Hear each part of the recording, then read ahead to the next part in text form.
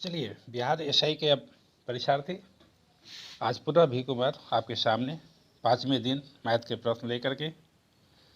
प्रश्न आपके सामने पहला, 1200 रुपये पर एक साल के लिए 10% प्रति वर्ष की दर से अर्धवार्षिक गणना करने पर सरल ब्याज एवं चक्रवृद्धि ब्याज के बीच का अंतर क्या होगा। ऑप्शन है 30 रुपया, 3 रुपया, 60 रुपया, 6 रुपया। जिन्हें आ रहा है, जिन्हें आता है, पॉज करें, बनाएं और उसके बाद आंसर्स देखेंगे। पॉज कर लें हुए, क्योंकि इसे हम बनाने जा रहे हैं। जिन्हें नहीं आता है उनके लिए, तो जिन्हें नहीं आ रहा है वो यहाँ अपने दिमाग को फोकस करेंगे यहाँ पे।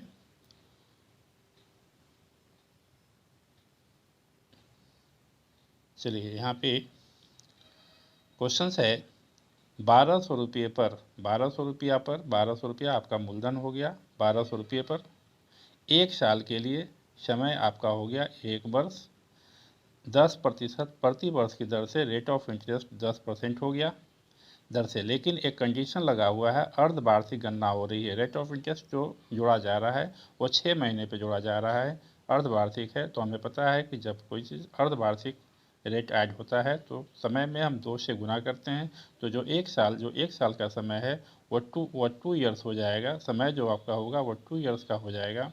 और रेट को 2 से डिवाइड करते हैं तो रेट आपका 5% का रेट हो जाएगा। यदि यही क्वार्टरली रहता तो 4 से गुना और 4 से भाग, समय को 4 से गुना करते और दर को 4 से भाग करते। उसके बाद आस्किंग क्वेश्चन है कि सरल ब्याज और चक्रवृद्धि ब्याज में अंतर क्या होगा। तो डिफरेंस, सरल ब्याज और साधारण ब्याज और चक्रवृद्धि ब्याज का डिफरेंस, अंतर जो है पिछले वीडियो में बताया जा चुका है। 2 साल के रहने पर डिफरेंस के लिए एक फार्मूला दिया गया था, डिफरेंस इक्वल पी यानी मूलधन इंटू आर बाई 100 पावर 2, यह फार्मूला दिया गया था। अब आप डिफरेंस इस फार्मूले पे बैठा करके सारे वैल्यू को पुट करके आप डिफरेंस निकाल सकते हैं। आपका ये 1200 रुपया है और इंटू आर बाई 100, आर आपका 5% लेंगे यार, 5/100 और समय जो है 2 लेंगे और ये कट जाएगा 20 बार में, 20×25 100 यानी 1/20। तो ये वैल्यू हो जाएगा 1200 और गुना 1 का स्क्वायर 1 और 20 गुना 20 यानी 400 और 400 से ये कट जाएगा 3 बार में, यानी 3 रुपये का अंतर आएगा। तो इसका आंसर हो जाएगा 3 रुपया। अब कहेंगे कि सर यदि 2 वर्ष का न रह करके 3 वर्ष का रहेगा तो 3 वर्ष के लिए भी फॉर्मूला दिया गया है। यदि 4 वर्ष का हो जाए, 5 वर्ष का हो जाए, तब क्या करेंगे। तब ऐसे कंडीशन में आप क्या करेंगे कि सरल ब्याज, साधारण ब्याज अलग निकालेंगे, जो उसका फार्मूला होता है साधारण ब्याज का P into R into T by 100। फिर चक्रवृद्धि ब्याज का जो फार्मूला होता है उस पर जाकर उसको अलग निकालेंगे और फिर दोनों को माइनस कर देंगे तो आपका अंतर मालूम हो जाएगा। ओके, दूसरा नंबर क्वेश्चन देखें। 6 पुरुष या 12 महिलाएं किसी कार्य को 20 दिन में कर सकते हैं, तो 8 पुरुष और 16 महिलाएं मिलकर इससे दुगने कार्य को कितने दिन में कर पाएंगे। देखिए, सबसे पहले तो जब भी वर्क और टाइम्स, काम और समय का क्वेश्चन हो, तो ये जो फार्मूला होता है इस फार्मूले को सबसे पहले अपने दिमाग में फोकस करें। जो फार्मूला होगा उस फार्मूले को वो है M1 D1 H1 by W1 equal M2 D2 और S2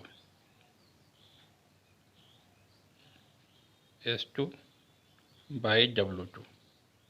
इसको तो सबसे पहले दिमाग में फोकस कर लें। अब देखिए, 6 पुरुष या 12 महिला किसी काम को 20 दिन में कर सकते हैं। अब देखिए, मान लीजिए कि आपको एक मकान बनाना है। यदि आप 6 पुरुष से काम करवाते हैं तो 20 दिन समय लेगा, और यदि 6 पुरुष से काम करवाएं तो 20 दिन, या 12 महिला से काम करवाते हैं तो 20 दिन। अब आप पे डिपेंड करता है कि आप किससे काम करवाते हैं। लेकिन 6 पुरुष या 12 महिला देख कर के सेंटेंस लगता है कि एक पुरुष की जो क्षमता है वो 2 महिला के बराबर है, या कहें एक महिला की जो क्षमता है वो आधे पुरुष के बराबर है।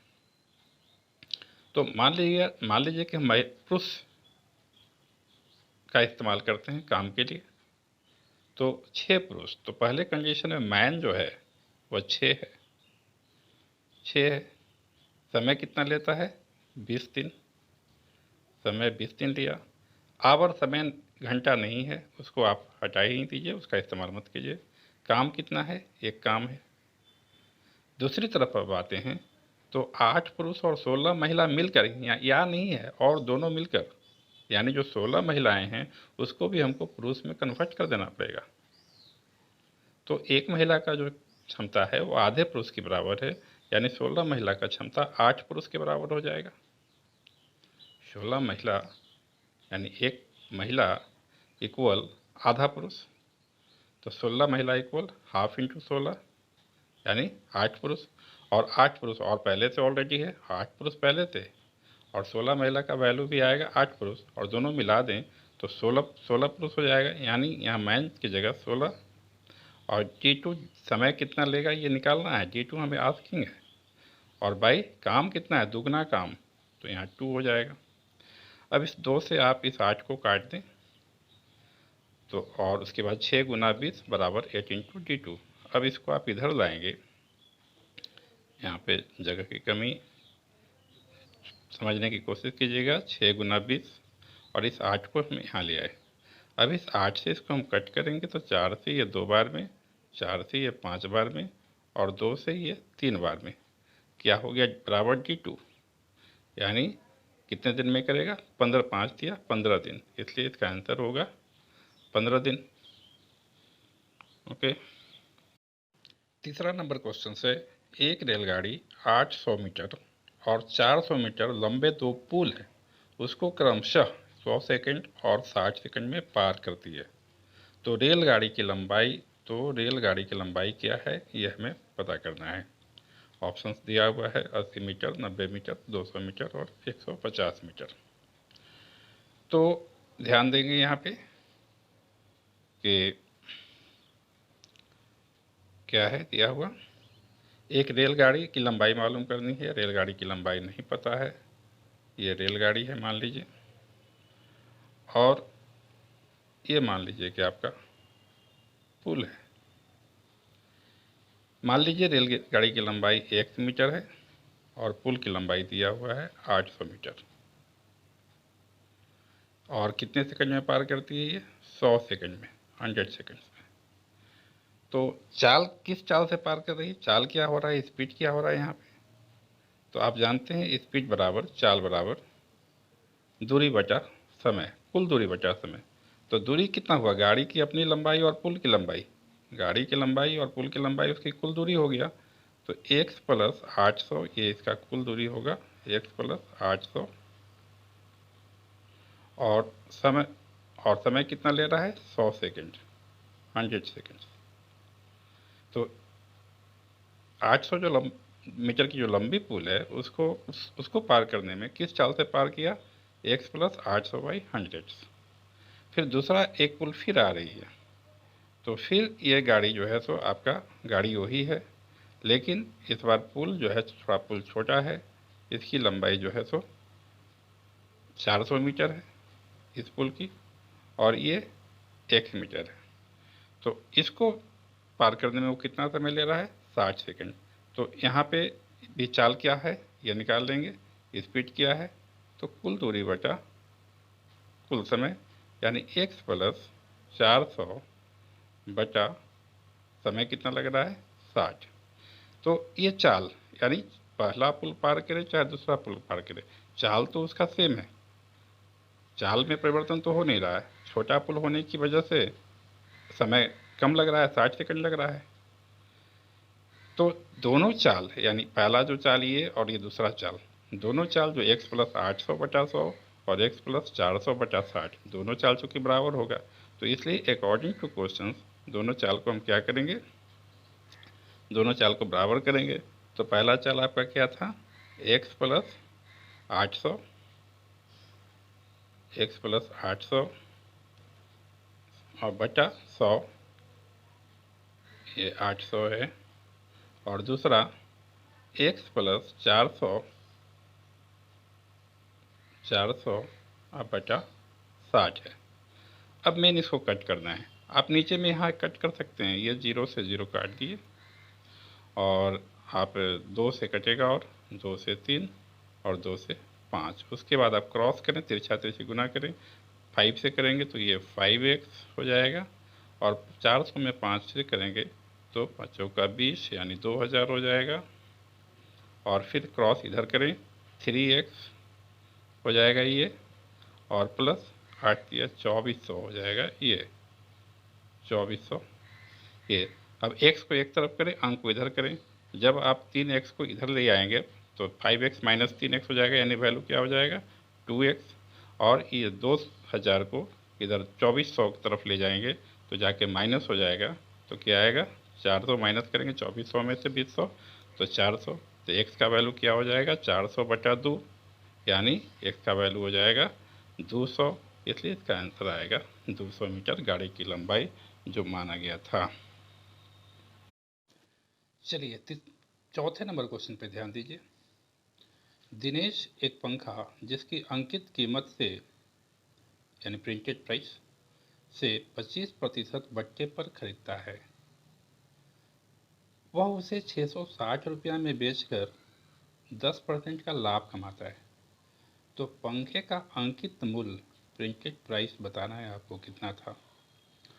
तो यहाँ पे आप वापस ध्यान दें कि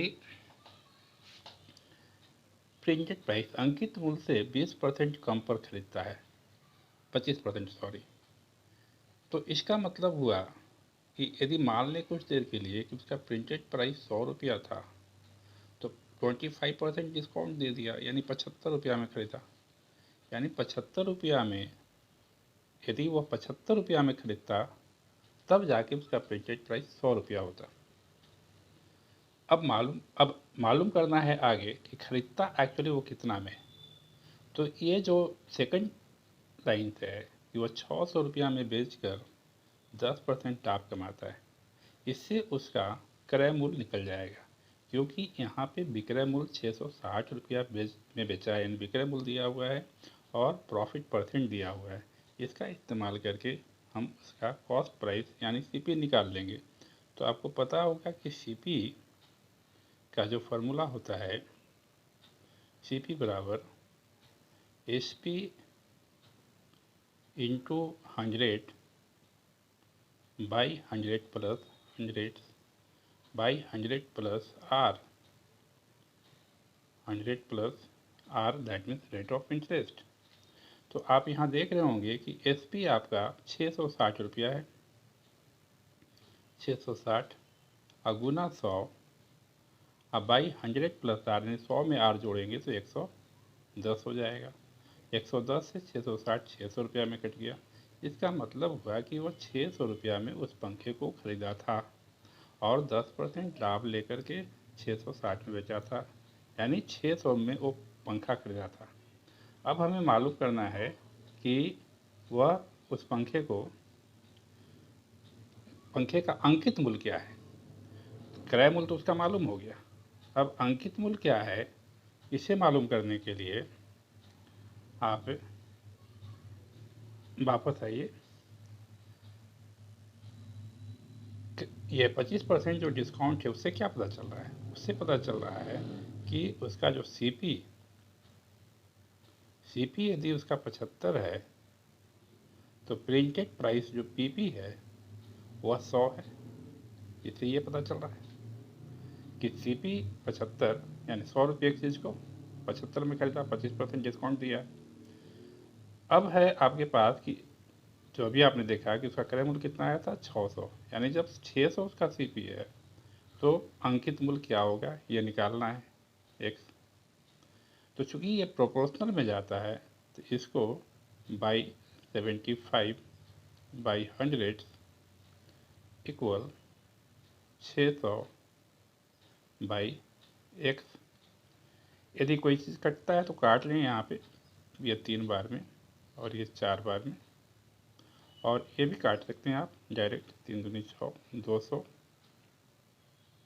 200 ये काट सकते हैं 4 से। तो अब क्रॉस करें यहाँ पे एक्स को एक्स से करेंगे एक्स, और इसको क्रॉस करेंगे तो यानी एक्स बराबर 800 रुपया, यानी उसका जो प्रिंटेड प्राइस जो हमने यहाँ पे लेट किया था, एक्स प्रिंटेड प्राइस, उसका वैल्यू 800 रुपया। ठीक है, इसलिए आंसर इसका 800 रुपया। चलिए अंतिम क्वेश्चन नंबर 5, ये भी देख लें। मेरे खर्च और बचत, एक्सपेंडिचर और सेविंग, खर्च और बचत के बीच का जो रेशियो है, खर्च और बचत के बीच जो रेशियो है वो 3:4 है। यानी कहने का मतलब कि यदि हम 3 रुपया खर्च करते हैं और 4 रुपया बचाते हैं, इसका मतलब है कि मेरा आय 7 रुपया था, 3 रुपया खर्चा किए, 4 रुपया बचाए, 7 रुपया था।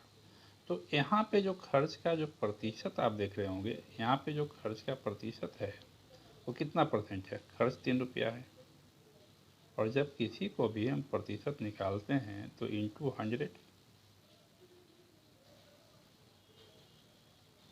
अब बाई 7 में, 7 रुपया में वो खर्च बाई 7, यानी इतना परसेंट जो है मेरा पहले कंडीशन में खर्च था।